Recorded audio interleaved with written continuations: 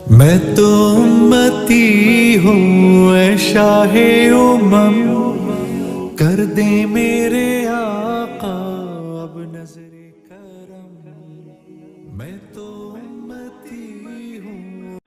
الحمد لله وكفى سلام على عباده الذين اصطفى أما بعد أعوذ بالله من الشيطان الرجيم بسم الله الرحمن الرحيم ونفس وما سواها فألهمها فجورها وتقواها قد أفلح من زكاها وقد خاب من دساها سبحان ربك رب العزة عما يصفون وسلام على المرسلين والحمد لله رب العالمين اللهم صل على سيدنا محمد وعلى آل سيدنا محمد وبارك وسلم اللهم صل على سيدنا محمد وعلى آل سيدنا محمد وبارك وسلم اللهم صل على سيدنا محمد وعلى آل سيدنا محمد وبارك وسلم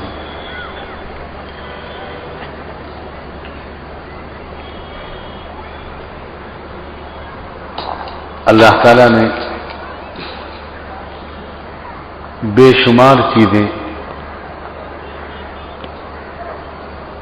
جو انسانوں کو فائدہ پہنچاتی ہیں، جن سے ہماری مختلف ضروریات پوری ہوتی ہیں، ایسی بے شمار نعمتوں کو اور ایسی لاتعداد چیزوں کو اللہ تعالیٰ نے زمین کے اندر چھپا دیا۔ جتنے اناج، جتنے قسم کے غلے استعمال ہوتے ہیں وہ سب زمین کے اندر سے نکلتے ہیں۔ جتنی سبزیاں، جتنے پھل انسان استعمال کرتا ہے وہ سب بھی زمین کے اندر سے نکلتے ہیں۔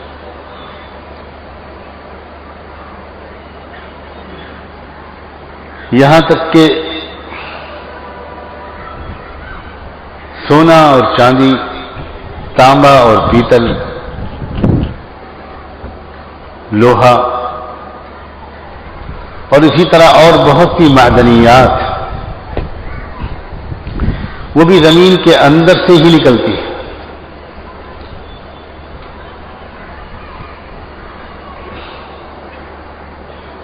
مختلف قسم کی گیسز، پیٹرول،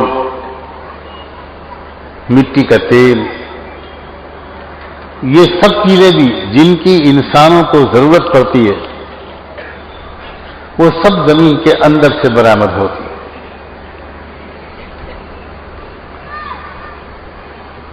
اور اللہ تعالیٰ نے ایک نظام یہ بنایا ہے کہ ان چیزوں کے زمین کے اندر سے نکال کر ان سے فائدہ اٹھانے کے لیے انسان کو زمین پر خاص طریقے کی محنتیں کرنی پڑتی ہیں۔ یہ چیزیں خود سے نہیں نکلتی۔ گیہوں خود سے نہیں نکلتا،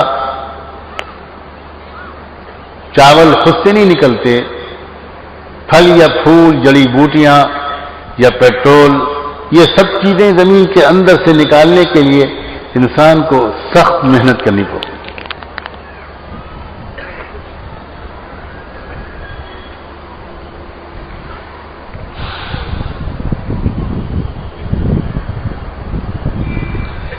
اور عجیب و غریب بات یہ ہے کہ نقصان پہنچانے والی بے شمار چیزوں کو بھی اللہ نے زمین کے اندر ہی چھپایا ہے۔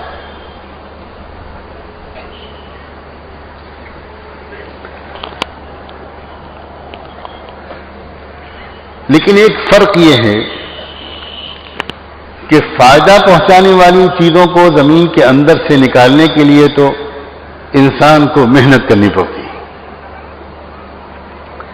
نقصان پہنچانے والی چیزوں کو زمین کے اندر سے نکالنے کے لیے انسان کو کوئی خاص محنت نہیں کرنی پڑتی، صرف اتنا کافی ہوتا ہے کہ فائدہ پہنچانے والی چیزوں کے زمین کے اندر سے نکالنے والی محنت کرنا انسان چھوڑ دے اور ایک مدت تک اس زمین کو بالکل اگنور کر دے، بھول جائے، زمین کے اندر سے فائدہ پہنچانے والی چیزوں کے باہر نکالنے کے لیے کوئی کوشش نہ کرے۔ کچھ مدت کے بعد جب وہ انسان اپنی زمین پر جائے گا تو شاید اس کو اپنی زمین کو پہچاننا بھی مشکل ہو جائے،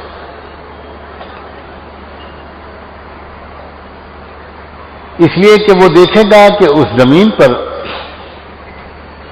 طرح طرح کی جھاڑیاں، جنگل ایک کھڑا ہوا ہے، کانٹے دار پودے ہیں، زہریلے پودے ہیں، سانپ اور بچھو ہیں اور کیڑے مکوڑے اور خطرناک قسم کے جانور ہیں، یہ سارے اس زمین کے اندر سے نکل آئے۔ اس نے ان نقصان پہنچانے والی چیزوں کو زمین کے اندر سے نکالنے کے لیے کوئی خاص محنت نہیں کی تھی، بلکہ اس نے صرف یہ کیا تھا کہ فائدہ پہنچانے والی چیزوں کو زمین کے اندر سے نکالنے والی محنت کرنا چھوڑ دیا اور کاموں میں لگا رہا۔ لیکن زمین کے اندر سے فائدہ پہنچانے والی چیزوں کے باہر نکالنے کی جو محنت وہ کر سکتا تھا وہ اس نے ایک مدت تک بالکل نہیں کی۔ اس کا نتیجہ صرف یہ نہیں نکلا کہ فائدہ پہنچانے والی چیزیں زمین کے اندر سے نہیں نکلیں، صرف اتنا نہیں ہوا، یہ تو ہوا ہی، لیکن اس کے آگے اور یہ بھی ہوا کہ وہ نقصان پہنچانے والی بہت سی چیزیں اسی زمین کے اندر سے باہر آ گئی، جبکہ اس نے نقصان پہنچانے والی چیزوں کے باہر نکالنے کے لیے الگ سے کوئی خاص محنت نہیں کی تھی۔ اتنی بات سمجھ میں آ گئی؟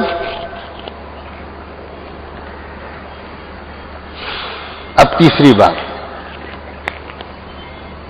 ہم انسانوں کو اللہ تعالیٰ نے اسی زمین سے، اسی مٹی سے بنایا ہے۔ وَأَنبَتَكُم مِّنَ الْأَرْضِ نَبَاتًا، اللہ تعالیٰ نے تو اس طرح کا لفظ استعمال فرمایا کہ جیسے یہ فرما رہے ہوں کہ اے انسانوں، تم کو ہم نے اسی زمین سے اگایا ہے، اور جو چیز جس سے پیدا ہوتی ہے اس کی خصوصیات اس کے اندر منتقل ہوتی ہیں۔ اب ذرا غور کریں، ہم انسانوں کے اندر بھی، ہر انسان کے اندر بھی فائدہ پہنچانے والے اچھے اچھے اعمال اور اخلاق کے خزانے اللہ نے چھپا دیے ہیں۔ ہر انسان کے اندر اچھی صفات کے خزانے، اچھے اعمال کے خزانے، اچھے اخلاق کے خزانے، لیکن چونکہ یہ انسان زمین سے بنایا ہے، اللہ نے مٹی سے پیدا کیا ہے، تو وہی زمین والی خصوصیت اس کے اندر بھی منتقل ہوئی کہ اب اگر کوئی انسان یہ چاہتا ہے کہ میرے اندر سے اچھے اعمال و اخلاق برآمد ہوں، اچھی صفات میری بنے، فائدہ پہنچانے والے اعمال و اخلاق میرے اندر سے نکلیں، تو اسے اپنے نفس پر، اپنی ذات پر، اپنے دل پر ایک خاص طریقے کی محنت کرنی پڑے۔ اگر کوئی انسان اپنے دل پر محنت نہیں کرتا، کوئی انسان اپنی ذات پر، اپنے نفس پر محنت نہیں کرتا، اگنور کرتا ہے، نظر انداز کرتا ہے، مشغول رہتا ہے، وہ تجارت میں مشغول ہے، وہ بزنس میں مشغول ہے، وہ کھیل کود میں مشغول ہیں، صبح ہوتی ہے شام ہوتی ہے اور عمر یوں ہی تمام ہوتی ہے، لیکن وہ انسان اپنے دل پر کوئی محنت نہیں کرتا اس مقصد کی خاطر کہ اس کے اندر اچھی صفات، اچھے اعمال اور اچھے اخلاق کے جو خزانے اللہ نے چھپائے ہیں وہ باہر نکلیں، وہ سچ بولنے والا بنے، وہ تقوی والا بنے، وہ امانت دار بنے، وہ بڑوں کی خدمت کرنے والا بنے، وہ بڑوں کا ادب کرنے والا بنے، وہ غریبوں کے غم سمیٹنے اور ان کی خدمت کرنے والا بنے، اپنے گھر والوں کے لیے وہ ایک رحمت کا سبب بن جائے، اپنے پڑوسیوں کے لیے ایک اللہ کی نعمت ثابت ہو۔ اگر کوئی انسان ان صفات کے باہر نکالنے کے لیے اپنے دل پر جو محنت درکار ہے وہ نہیں کرتا تو صرف یہ نتیجہ نہیں نکلے گا کہ وہ تقوی والا نہیں بن پائے گا، وہ سخی نہیں بن پائے گا، وہ سچ بولنے والا نہیں بن پائے گا، اس کے اندر سے اچھی صفات کے خزانے باہر نہیں آ پائیں گے۔ صرف یہ نتیجہ نہیں نکلے گا بلکہ بالکل جس طرح زمین سے مفید چیزوں کے باہر نکالنے والی محنت چھوڑ دینے کا یہ نتیجہ بھی نکلتا ہے کہ اس کے اندر سے خراب چیزیں باہر آتی ہیں، اسی طرح جو انسان اپنے دل پر اچھے اعمال و اخلاق کے باہر نکالنے والی محنت چھوڑ دے گا اس کو خبر بھی نہیں ہوگی اور اس کے اندر سے برے اعمال و اخلاق، گندی عادتیں باہر پھوٹ پڑیں گی۔ اس انسان کا غصہ قابو میں نہیں رہے گا، یہ اپنے کو بڑا سمجھے گا، دوسروں کو حقیر سمجھے گا، یہ انسان ظالم بن جائے گا، جھوٹ بولے گا، دھوکہ دے گا، دل دکھائے گا، حق مارے گا، نمازیں چھوڑے گا، وقت ضائع کرے گا، صحت کو برباد کرے گا، مال کو غلط خرچ کرے گا۔ اس نے یہ بری عادتیں سیکھنے کے لیے الگ سے کوئی محنت نہیں کی تھی۔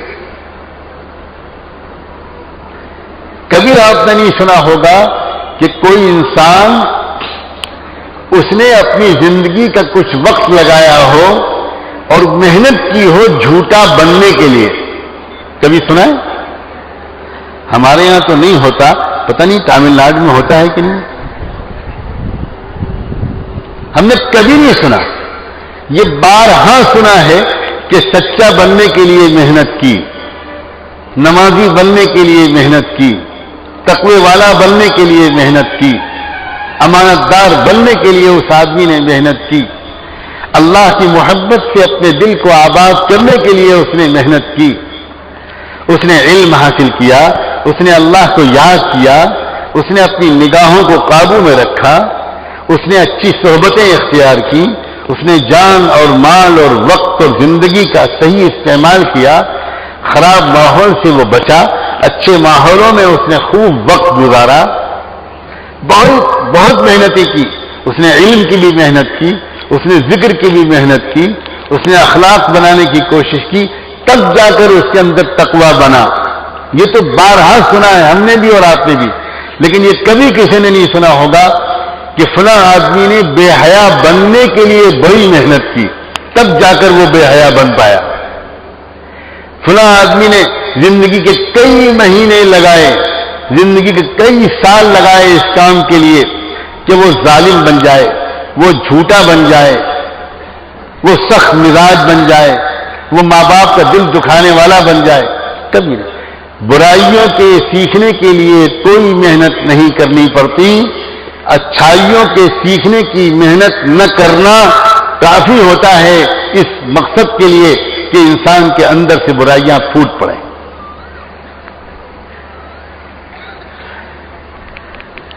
آج کا جو ماحول ہے، جس زمانے میں ہم پیدا ہوئے ہیں، ایک خاص بات اگر ہم نے اس زمانے کے بارے میں نہ سمجھی اور ہم ذرا ہوشیار اور الرٹ نہ ہوئے، ہم ذرا بیدار نہ ہوئے تو بہت نقصان اٹھائیں گے۔ آج کا جو زمانہ ہے، جس ماحول میں ہم جی رہے ہیں، پوری دنیا میں جو اس وقت ایک مزاج زندگی کا بنا ہے، اس میں انسان کی توجہ اپنے دل کی طرف کم سے کم ہوتی ہے، ہوتی ہی نہیں، اپنے پیٹ کی طرف ہوتی ہے، اپنی شرمگاہ کی طرف ہوتی ہے، اپنی شہوتوں اور خواہشات کی طرف ہوتی ہے، اپنے بدن اور جسم کی طرف ہوتی ہے، مکان کی فکر ہے، کپڑے کی فکر ہے، گھڑی کی فکر ہے، سواری کی فکر ہے، فون کی فکر ہے، دوا علاج کی فکر ہے، کھانے پینے کی فکر ہے، اللہ جانے کس کس چیز کی فکر ہے۔ اگر کسی کے سر میں ایک بال سفید نکل آتا ہے تو اس کی نیند اڑ جاتی ہے کہ میں اس سفید بال کو کیسے کالا کروں۔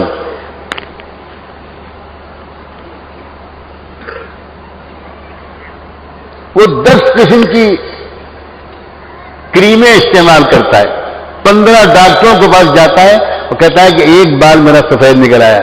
وہ ڈاکٹر بیچارہ اس سفید بال کو ڈھونڈتا ہے 20 منٹ تک، کیونکہ ایک بال سفید ہے کئی لاکھ بالوں کے بیچ میں، تو ڈھونڈ نہیں پاتا، اور وہ کہتا ہے کہ صاحب آپ ایک بال ڈھونڈ نہیں پا رہے ہیں، 3 دن سے میں سویا نہیں ہوں جب سے میری بیوی نے کہا ہے کہ تمہارے بال سفید ہو گئے۔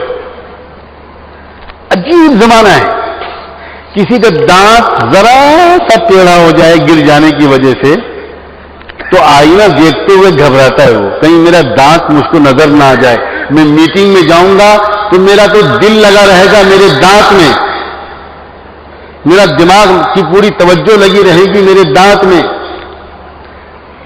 کسی کا قد چھوٹا ہے تو پریشان، کسی کا قد زیادہ لمبا ہے تو پریشان، کسی کا وزن زیادہ ہو گیا تو پریشان، کسی کا وزن کم ہے تو پریشان۔ جگہ جگہ کلینک کھلے ہوئے ہیں کہ وزن گھٹائیے، وزن گھٹائیے، وزن گھٹائیے، یہ کیپسول کھا لیجیے وزن گھٹ جائے گا۔ دنیا جہان کی عجیب عجیب چھوٹی چھوٹی باتوں کے لیے آج کا انسان فکر مند ہے، مگر آج کا انسان اگر فکر مند نہیں ہے تو اس اعتبار سے کہ میرے دل کا کیا حال ہے، میرے دل میں لالچ تو نہیں بہت بڑھ گئی، میرے دل میں خود غرضی تو نہیں بڑھ گئی، میرے دل میں غصے کی گرمی تو نہیں بڑھ گئی، مجھ کو ذرا سی بات اپنی مرضی کے خلاف اگر ہوتی ہے ایسا تو نہیں ہوتا کہ میں بالکل برداشت ہی نہیں کر پاتا، میں اپنے ہر حکم کو پورا ہوتا ہوا دیکھنا چاہتا ہوں، یہ بیماری میرے اندر تو نہیں آ گئی، میرے اندر کنجوسی کی بیماری تو نہیں آ گئی، دوسروں کو خوش دیکھ کر میں خوش ہوتا ہوں یا میرے دل میں جلن پیدا ہوتی ہے۔ 50 سال کی عمر ہو جاتی ہے آدمی کی، 40 سال کی عمر ہو جاتی ہے آدمی کی، ایک مرتبہ بھی انسان اپنے دل کا حال جھانک کر نہیں دیکھتا،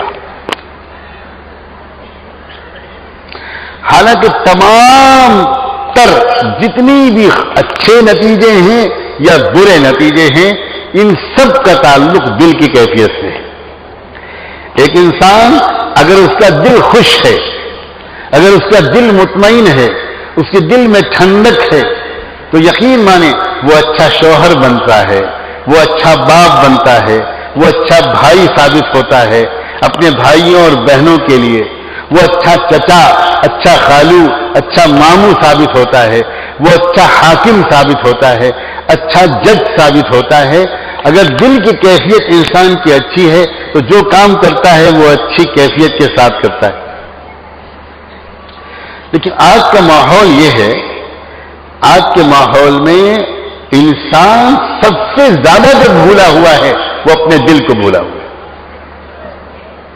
عجیب بات ہے، آرام کے جتنے اسباب اور جتنا پیسہ آج کے عام انسان کے پاس ہے دنیا میں کبھی نہیں تھا، تاریخ میں کبھی نہیں تھا۔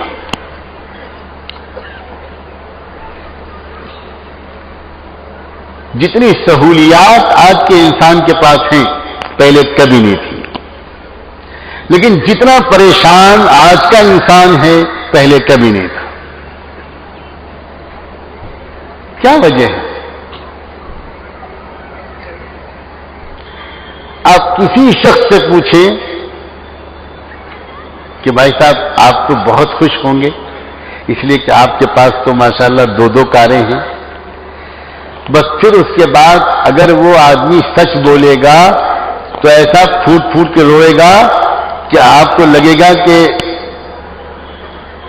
ہندوستان میں اس سے بڑھ کر پریشان تو دنیا میں کوئی ہے ہی نہیں. غریب یہ سمجھتا ہے کہ میں بہت پریشان ہوں اس لیے کہ میں غریب ہوں، اور امیر یہ کہتا ہے کہ اے غریب تجھے کیا پتا میری پریشانیوں کا کیا حال ہے. ایسے انسان کو جو واقعی مطمئن اور خوش ہو دیکھنے کے لیے عام آنکھیں ترس جاتی ہیں. کیا وجہ ہے یہ؟ پیٹ بھی بھرا ہوا ہے، جیب بھی بھری ہوئی ہے اور سب کچھ موجود ہے مگر خوش نہیں ہے انسان.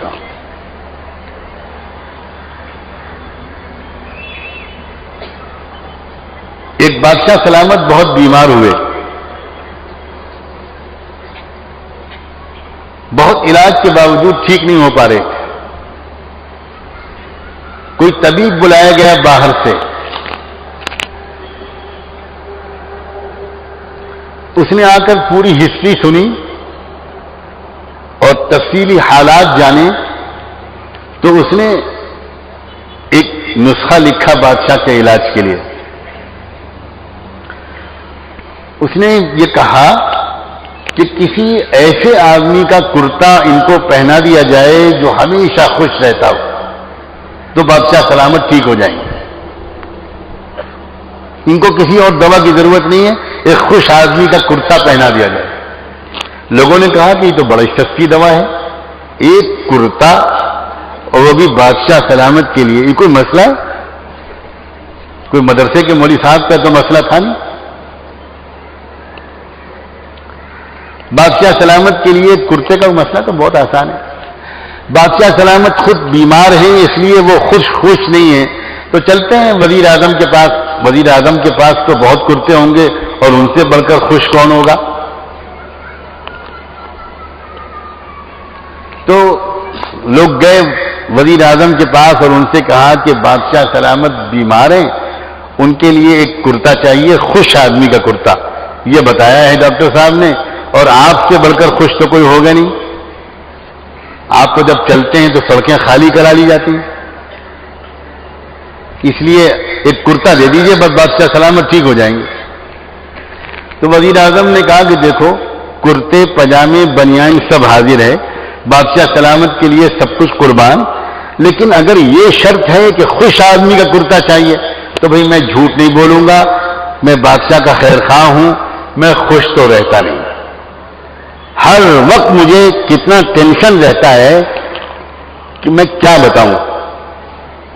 اس لیے میں اگر یہ شرط ہے کہ خوش آدمی کا کرتا چاہیے تو آئی ایم سوری، پھر کسی اور کا کرتا لے لو. ویسے کرتے میرے حاضر. لوگوں نے کہا نہیں ہمیں تو خوش آدمی کرتا چاہیے، بہت شکریہ، کوئی بات نہیں. اب لوگ گئے نمبر 2 کے پاس. نمبر 2 ہوتا ہے ڈیفنس منسٹر. ساری فوجیں اس کے ماتحت ہیں، جب چاہے جس حکم دے دے. تو لوگ گئے وزیر دفاع کے پاس اور ان سے کہا کہ ایک کرتا چاہیے خوش آدمی کا. وزیر اعظم کے پاس گئے تھے، انہوں نے معذرت کر لی، آپ کے پاس آئے ہیں تو ایک کرتا دے دیجئے، دیر نہ لگائیے، بادشاہ سلامت پہنیں گے ٹھیک ہو جائیں گے، آپ کو تو مزے ملیں گے. تو ڈیفنس منسٹر صاحب بولے خوش؟ میری بیوی سے پوچھو 20 سال سے میں کبھی خوش رہا ہوں؟ مجھے تو دروازہ بھی ہلتا ہے تو مجھے لگتا ہے کہ بغاوت ہو گئی، کسی نے اٹیک کر دیا. بالکل خوش نہیں رہتا. کرتے میرے سب حاضر ہیں لیکن خوش نہیں رہتا. کرتے میرے حاضر ہیں، جتنے چاہو لے جاؤ. ان کا نہیں صاحب، ہمیں تو خوش آدمی کا کرتا چاہیے. اب لوگ پریشانی میں پڑ گئے کہ جس چیز کو بہت آسان سمجھتے تھے وہ کوئی دینے کو تیار نہیں. سارے وزراء کے پاس گئے، بڑے بڑے ملینائر اور بلینائر کے پاس گئے اور بڑے بڑے سیٹھوں کے پاس گئے. سب نے کہا کہ کرتے حاضر ہیں لیکن اگر خوش آدمی کا کرتا چاہتے ہو تو خوشی تو میرے پاس ہے. بہت حیرت ہوئی لوگوں کو، لیکن پھر یہ طے ہوا کہ اچھا امیروں کو چھوڑو، اور اب وزیروں کو چھوڑو، اب چلو دیہاتوں میں غریبوں کے پاس چلتے ہیں۔ تب وہ کرتا ڈھونڈنے والی ٹیم دیہاتوں میں نکلی، کئی ہفتے پتہ نہیں کتنے دن تک ڈھونڈتے ڈھونڈتے ڈھونڈتے ان کو نظر آیا ایک کھیت میں ایک کسان بیٹھا ہوا تھا، اپنے پیر پانی میں لٹکائے ہوئے، پانی میں ڈالے ہوئے، کوئی چھوٹا سا تالاب تھا، اس میں گھٹنے تک اس کی ٹانگیں پانی میں تھی، اور وہ ایک چھوٹی سی لنگی پہنے ہوئے تھا، اور پانی لے لے کے ڈالتا تھا، نہاتا تھا، اور زور سے ہنستا تھا، گیت گاتا تھا، گانا گاتا تھا۔ لوگوں نے دور سے دیکھ کر پہچانا، مل گیا، خوش آدمی مل گیا۔ پہنچے اس کے پاس، اس جگہ بڑے میاں کیا کرتے ہو؟ ان کا کھیت میں مزدوری کرتا ہوں۔ ارے چھوڑو مزدوری وزدوری، اب تو تمہاری لاٹری کا ٹکٹ نکل آیا، نصیب تمہارا کھل گیا، اب تو تم سونے میں تول دیے جاؤ گے، نواب بنو گے، مزے کرو گے، تمہاری نسلیں ٹھاٹ کریں گی، کچھ نہیں کرنا پڑے گا۔ بڑے تعجب سے اس نے پوچھا مگر یہ سب کیسے ہوگا؟ ان کا اس طرح ہوگا کہ بادشاہ سلامت پڑ گئے ہیں بیمار، اور ان کو بتایا گیا ہے خوش آدمی کا کرتا، اور یہ تو ہم نے اچھی طرح سمجھ لیا ہے کہ تم بہت خوش آدمی ہو، اب دیر نہ لگاؤ، جلدی سے کرتا اپنا دے دو۔ بہت زور سے ہنسے بڑے میاں، کہنے لگے یہ تو بالکل سچ کہتے ہو بچوں کہ میں بہت خوش رہتا ہوں، بہت خوش ہوں، مگر کرتا تو میرے پاس ہے نہیں۔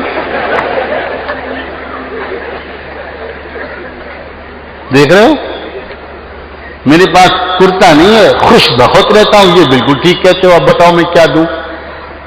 جن کے پاس کرتے تھے وہ خوش نہیں تھے، اور جو ایک خوش آدمی ملا اس کے پاس ایک بھی کرتا نہیں۔ بڑا سبق لینے کی ضرورت ہے، اللہ آپ کو ہمیشہ ہنستا رکھے۔ ہمارے اکابرین بڑے بھاری بھاری مضمونوں کو اور اہم باتوں کو بھی لطیفوں اور واقعات کی شکل میں بیان کرتے ہیں، یہ خاص حکمت اللہ نے ان کو عطا کی ہے۔ میرے ایک استاد تھے مدینہ منورہ میں جنہوں نے مجھے 6 سال پڑھایا، بڑے عالم حدیث تھے، وہ کہا کرتے تھے کہ ہندوستان اور پاکستان کے علماء کو اللہ نے جو حکمت دی ہے اس سے ہم عرب کے لوگ بالکل محروم ہیں۔ وہ بڑے قیمتی مضامین کو آپ لوگ واقعات اور لطیفوں کی شکل میں بیان کر دیتے ہو۔ اللہ کے بندوں، اس بات کو سمجھنے کی ضرورت ہے کہ خوشی کا راز پیسوں کی کثرت میں نہیں ہے، خوشی دل کی کیفیت ہے۔ دل اگر مطمئن ہے، دل خوش ہے تو انسان خوش ہے، اس کی جیب بھری ہوئی ہے، اس کا پیٹ بھرا ہوا ہے، اس کے بینک بیلنس میں بہت پیسہ ہے، اس کے پاس 2 اور 3 اور 4 کاریں ہیں، بالکل ضروری نہیں ہے کہ ایسا آدمی خوش ہو، وہ آدمی خوش ہوگا جس کا دل مطمئن ہو۔ آپ کبھی کسی سے نہیں کہتے کہ میرا دماغ آج بہت خوش ہے، کہتے ہیں کبھی؟ کبھی آپ کسی سے نہیں کہتے میرا پیٹ آج بہت خوش ہے۔ اگر آپ کبھی کہیں گے بڑھیا سا کھانا کھانے کے بعد کہ میرا پیٹ بہت خوش ہے، تو جلدی سے آپ کو ڈاکٹر کے پاس لے جایا جائے گا۔ آدمی کیوں ہمیشہ کہتا ہے کہ میرا دل خوش ہے؟ خوشی کی جگہ بدن نہیں ہے، خوشی کی جگہ جسم نہیں ہے، خوشی کی جگہ آنکھیں اور کان اور ناک نہیں ہے، خوشی کی جگہ کچھ نہیں ہے۔ واللہ جس کا دل مطمئن ہے وہ دنیا میں خوش ہے، اور دل مطمئن جو ہوتا ہے، رب کعبہ کی قسم، انسان کا دل مطمئن ہوتا ہے اللہ کی یاد سے۔ الا بذکر اللہ تطمئن القلوب، کان کھول کے سن لو، صرف اللہ کی یاد سے دل کی اطمینان اور دل کو خوشی نصیب ہوتی ہے۔ آج کے معاشرے میں ایک بڑی مصیبت، سمجھدار ہو، ہم کو ہوشیار ہو جانا چاہیے، ہم میں سے اکثر لوگ ابھی تک اللہ کی یاد نہیں کرتے، اللہ کو اس طرح یاد نہیں کرتے جیسا کرنا چاہیے، ہم اللہ کا ذکر نہیں سیکھتے، نہ جانے کون کون ہم کو یاد آتا رہتا ہے، ہر وقت کسی نہ کسی کی یاد ہمیں ستاتی رہتی ہے، دماغ میں طرح طرح کے خیالات آتے رہتے ہیں، لیکن اللہ کی یاد ہمارے دلوں میں پیوست نہیں ہو پائی، اس لیے کہ ہم نے اس کی ابھی تک کوشش کی۔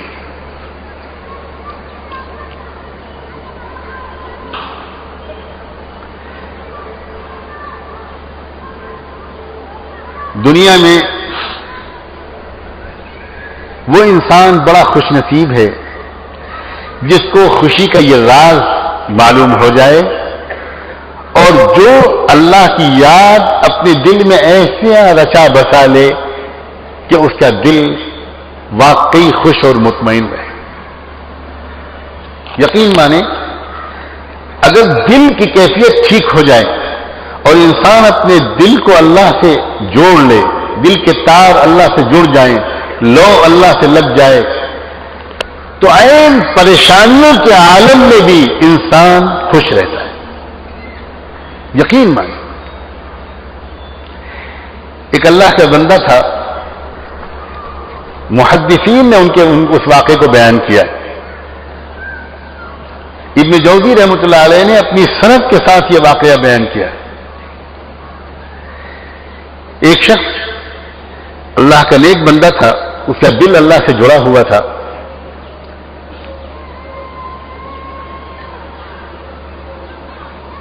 سخت بیمار پڑا، اور اتنی لمبی بیماری ہوئی اور ایسی خطرناک بیماری ہوئی کہ پورے بدن پہ زخم پڑ گئے، اور ہر زخم پہ میں سینکڑوں کیڑے پڑ گئے، یہاں تک کہ گھر والوں نے بھی ان کو چھوڑ دیا، اکیلے پڑ گئے، پڑے بالکل۔ ان کے ایک شاگرد کو، ایک مرید کو، ان کے ایک چاہنے والے کو، جو بہت دور کسی علاقے میں رہتے تھے، ان کو خبر ملی کہ میرے شیخ، میرے حضرت، میرے استاد کا یہ حال ہے، تو وہ سفر کر کے دیکھنے کے لیے آئے۔ جب قریب پہنچے اور حال دیکھا اپنے شیخ کا تو کانپ گئے بالکل۔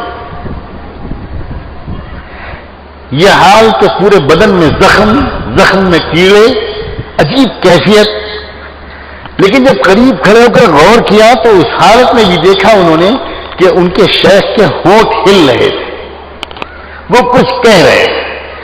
کان لگا کر سننے اور سمجھنے کی کوشش کی تو پتہ سنائی پڑا کہ اس حالت میں وہ کہہ رہے ہیں الحمدللہ الحمدللہ الحمدللہ۔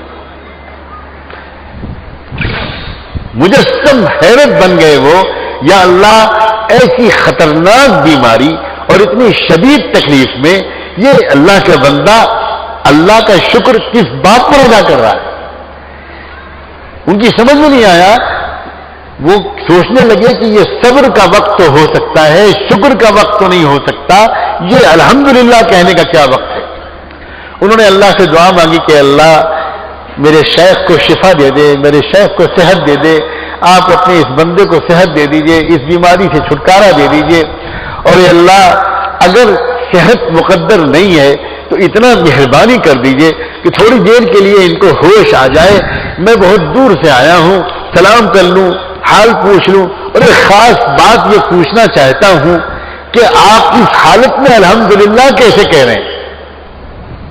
تھوڑی دیر کے بعد اللہ نے شاید کسی بندے کی دعا قبول کر کے ان کو ہوش دے دیا۔ انہوں نے آنکھ کھولی، انہوں نے سلام کیا، انہوں نے سنا اور پہچانا، دعا دی۔ انہوں نے کہا حضرت باقی بات تو میں بعد میں پوچھوں گا، ایک بات جلدی سے بتا دیجئے کہ اس حالت میں آپ الحمدللہ کیسے کہہ رہے ہیں؟ یہ کون سا شکر کا وقت ہے کہ آپ الحمدللہ کہہ رہے ہیں؟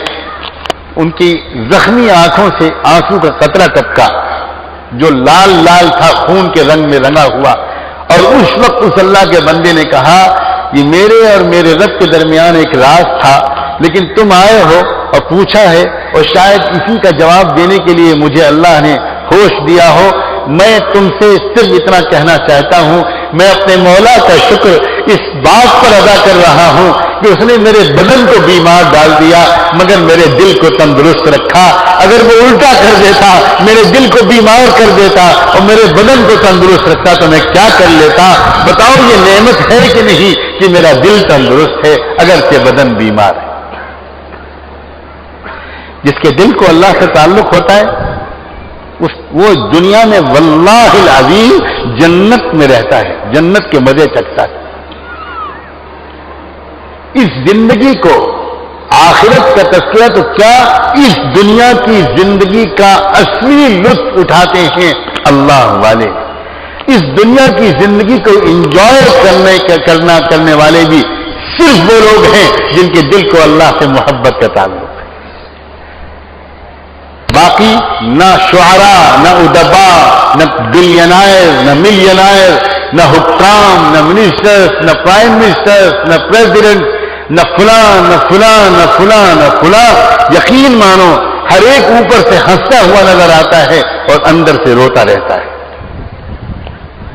حقیقی خوشی، اصلی خوشی، اور مجھے یہ کہنے میں کوئی تکلف نہیں ہے کہ اس دنیاوی زندگی کا، اس کی صبح و شام کا، اس کی بھوک اور پیاس کا، اس کی آسودگی کا اصل مزہ صرف ان کو آتا ہے جن کے دلوں میں اللہ سے تعلق ہوتا ہے۔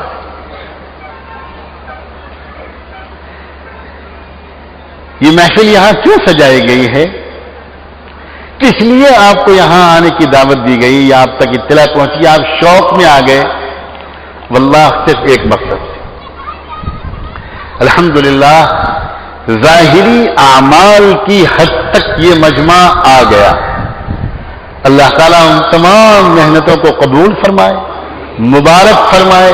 وہ احسان کرنے والے اللہ کے بندے دنیا میں جہاں بھی ہوں، جنہوں نے ہمارے لیے دعائیں کی، ہمارے دروازوں پر دستکیں دی، ہماری خوشامد کی، اور اس کے ذریعے سے ہم سب اپنے اپنے ماحولوں سے نکلے، نماز، روزہ، ذکر، تلاوت کی کچھ توفیق ملی اور ہم دیندار مسلمان کہے جانے لگے۔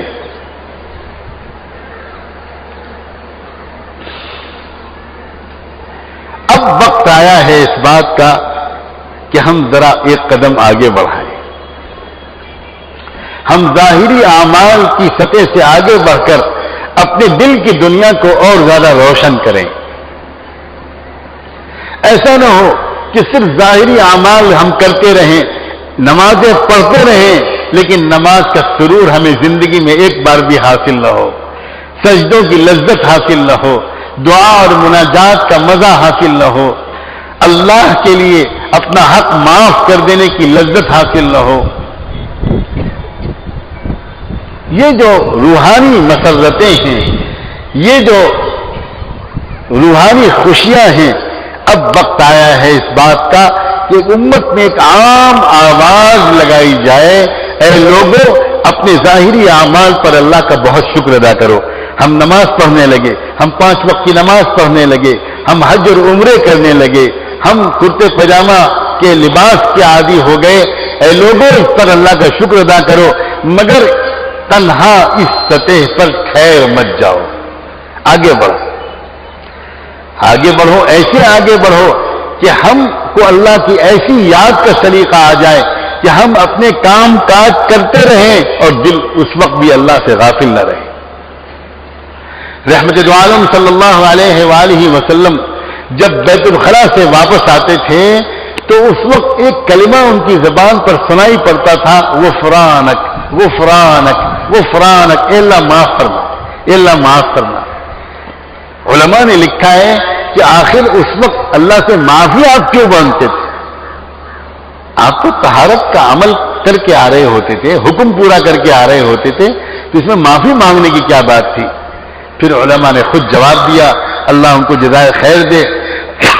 انہوں نے کہا بات اصل میں یہ تھی کہ جتنی اللہ کے رسول صلی اللہ علیہ وآلہ وسلم اللہ تعالیٰ سے یہ کہتے تھے کہ اللہ جتنی دیر میں اس زندگی کے عمل میں مصروف رہا، اتنی دیر میں نے کوشش تو کی کہ اتنی دیر کے لیے میرا دل آپ کی یاد کرنے سے ذرا رک جائے۔ وہ جگہ، وہ وقت، وہ موقع آپ کی یاد کا نہیں تھا، مگر میں کیا کروں میرے اللہ، میرا دل آپ کی یاد کا ایسا عادی ہو گیا ہے کہ باوجود کوشش کے وہ چند لمحوں کے لیے میں اپنے دل کو روک نہ سکا۔ میرے اللہ مجھ سے بے ادبی ہو گئی، مجھے معاف کرنا۔ لوگوں، ہم زندگی بھر غافل رہ کر اللہ سے معافی نہیں مانگتے، اور ہم جس نبی کے کلمہ پڑھتے ہیں اس نبی کا حال یہ تھا کہ کہ وہ 2 منٹ کے لیے وہ چاہتے تھے کہ ان کا دل ذکر نہ کرے، اور وہ نہیں روک پاتے تھے اپنے دل کو، وہ ذکر کر کے معافی مانگتے تھے۔ ہم زندگی غفلت میں گزار کر معافی نہیں مانگ پاتے۔ یہ زندگی کا ایک سلیقہ ہے، یہ زندگی کا ایک آرٹ ہے، کس طرح زندگی گزاری جائے۔ کھاتے وقت بھی ہم کو اللہ یاد ہو، پیتے وقت بھی، سوتے وقت بھی، بیٹھتے وقت بھی، اٹھتے وقت بھی، چلتے وقت بھی، سواری میں سوار ہوتے وقت بھی، بات چیت کرتے وقت بھی، لین دین کرتے وقت بھی، خرید و فروخت کرتے وقت بھی، اپنی بیویوں کے ساتھ بستروں پر لطف اندوز ہوتے وقت بھی اللہ کی یاد سے ہم اس وقت بھی غافل نہ ہوں۔ یہ زندگی کا ایک سلیقہ ہے۔ ایسا لگتا ہے اللہ تعالیٰ کو اب اس امت کی سطح کو آگے بڑھانا مقصود ہے۔ ایسا لگتا ہے کہ اللہ تعالیٰ کی طرف سے ایک پیغام اس امت کے لیے آنے لگا کہ تو ہی ناداں چند کلیوں پہ قناعت کر گیا، تو ہی ناداں چند کلیوں پہ قناعت کر گیا، ورنہ گلشن میں علاج تنگیے داما بھی تھا۔ ایسا لگتا ہے کہ اللہ تعالیٰ نے اب ظاہری اعمال میں لگے ہوئے مجمع کو آگے ایک درجہ اور اوپر اٹھانے کا انتظام کیا ہے۔ تبھی اللہ تعالیٰ نے اپنے ایسے بندوں کو ہم غریبوں کی طرف متوجہ فرمایا ہے۔ یہ بہت قیمتی موقع ہے، یہ زندگی کے انتہائی قیمتی لمحات ہیں۔ اگر آپ مجھے اجازت دیں تو میں کہوں کہ ہم جب مغرب کے بعد اپنے حضرت کا بیان سنیں گے تو یہ سمجھ کر سنیں، یا زندگی کی بازی ہم ہارنے والے ہیں یا زندگی کی بازی ہم جیتنے والے ہیں۔ کبھی کبھی اللہ کے کسی ایسے بندے کا ورود ہو پاتا ہوگا، کبھی کبھی ہماری بستیوں میں۔ آپ بڑے خوش نصیب ہیں، آپ بڑے خوش نصیب ہیں کہ آپ بڑے شوق کے ساتھ دور دراز سے چل کر اور خود اس بستی کے لوگ بھی جمع ہوئے ہیں۔ اس لیے ایک میری گزارش ہے، آپ مغرب کی نماز کے بعد حضرت والا کا بیان سننے سے پہلے تھوڑی دیر ابھی آپ یہاں جو وقت بچے گا اذان سے پہلے، اگر آپ کو وضو وغیرہ کی ضرورت ہو تو الگ بات ہے، ورنہ آپ اپنی جگہ پر بیٹھ کر چپ چاپ ماحول سے یکسو ہو کر اللہ کے سامنے رو رو کر مانگیں کہ اللہ آج ہم بازی ہارنے کے لیے نہیں آئے ہیں، آج ہم بازی جیتنے کے لیے آئے ہیں۔ اے اللہ ہم کو یہاں سے اب تک کے گناہوں کو معاف کر کے واپس بھیجیے گا، اور آئندہ کے لیے آپ کی محبت کا وہ رنگ جس کے بارے میں ہم سنتے ہیں ہم نے ابھی تک اس کا مزہ نہیں چکھا، وہی کیفیت اپنی یاد کی، وہی کیفیت اپنے شکر کی، نعمتوں کے شکر کی، وہی کیفیت صبر کی۔ اے اللہ ہمارے دل کو بدل دیجیے گا، ہم جیسا دل لے کر آئے تھے ویسا ہی گندا دل لے کر یہاں سے واپس نہیں جانا چاہیے۔ جتنی سچی آپ کی طلب ہوگی، جتنی اندر کی آپ کی پیاس ہوگی، جتنی زیادہ آپ کے اندر ایک امنگ ایک حوصلہ ہوگا، جتنی بھیگی ہوئی آنکھوں سے آپ نماز سے پہلے اور نماز کے بعد اللہ سے دعا مانگیں گے، اللہ تعالیٰ ویسے ہی مضامین حضرت کی زبان سے ہمیں اور آپ کو سنوائے گا، اور ہمارے دلوں پر اس کے ویسے ہی اثرات پڑیں گے۔ ہم عام بیانوں کی طرح اس بیان کو سننے کے لیے نہیں آئے ہیں، میں صرف احتیاطاً یہ بات کہہ رہا ہوں، ورنہ آپ سب کی پیشانیوں سے صاف ظاہر ہے کہ آپ مجسم شوق بن کر آئے، لیکن شیطان ہمارے ساتھ لگا ہوا ہے، وہ نہیں چاہے گا کہ ہمارے اندر کوئی بڑی تبدیلی آئے۔ اس لیے زندگی کی بازی جیتنے کا ارادہ کریں، اللہ تعالیٰ سے توفیق مانگیں، رو رو کر اللہ سے مانگیں کہ اے اللہ ہم ویسا ہم کو بنا دیجئے جیسا آپ چاہتے ہیں، ہمارے دل کو بدل دیجئے، ہم اپنے دل پر محنت کرنے والے بن جائیں۔ اسی مجلس کے اختتام میں جب آپ غور سے سنیں، جب حضرت توبہ کے کلمات پڑھوائیں تو یاد رکھیں وہ حضرات جو حضرات ابھی تک کسی سے بیعت نہیں ہوئے ہیں، کسی صاحب دل سے، صاحب نسبت سے کہ ہاتھ پر انہوں نے توبہ نہیں کی ہے، وہ اس موقع کو غنیمت سمجھیں۔ اس عاجز کا مشورہ ہے، کوئی اصرار نہیں ہے، اصرار تو اس بات پر ضرور ہے کہ ہم اپنی اصلاح خود نہیں کر سکتے، جب تک ہم اپنے آپ کو کسی کی نگرانی میں نہیں رکھیں گے، روٹی پکانا بھی نہیں آ سکتا کتاب پڑھ کر، کپڑا سینا نہیں آ سکتا کتاب پڑھ کر، کار اور اسکوٹر چلانا نہیں آ سکتا کتاب پڑھ کر، اللہ کا اچھا بندہ بن جانا کیسے ممکن ہے جب تک ہم کسی کی صحبت اختیار نہیں کریں گے، کسی کی نگرانی میں اپنے آپ کو نہیں دیں گے، جب تک کوئی ہمارا بڑا نہیں ہوگا جس سے ہم پوچھتے رہیں وہ بتاتا رہے، جو ہماری روک ٹوک کرتا رہے، وہ پودے جن کو کوئی مالی خراشتا نہیں، جس کی کوئی نگرانی نہیں کرتا، جس میں کوئی پانی نہیں دیتا، جس میں کوئی کھاد نہیں ڈالتا، وہ جنگلی جھاڑیاں ہو جاتی ہیں۔ لیکن چمن میں خوبصورت پودے تو وہی ہوتے ہیں جن کی نگرانی مسلسل کوئی ماہر مالی کرتا ہے۔ ہماری زندگیاں اب تک جس طرح گزر رہی ہیں، ہمارا کوئی نگراں نہیں ہے، ہمارا کوئی رہبر نہیں ہے، ہم نے کسی شخص کو چنا ہی نہیں ہے جس سے ہمیں خالص اللہ کے لیے محبت ہو۔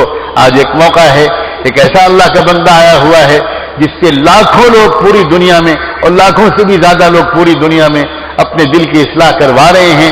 اس لیے اس موقع کو مت ہاتھ سے جانے دیں، اور جو حضرات دوسرے مشائخ سے بیعت ہیں ان کے بتائے ہوئے معمولات کی پابندی کریں، اس لیے کہ جب تک معمولات کی پابندی نہیں ہوتی، جب تک صبح شام اللہ تعالیٰ کی یاد کے لیے ہم یکسو ہو کر نہیں بیٹھتے، جب تک دل کی دنیا بدل نہیں پائے گی۔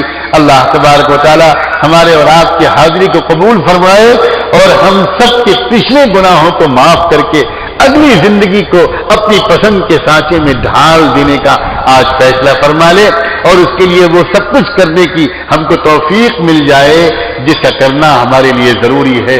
وآخر دعوانا ان الحمد للہ رب العالمین۔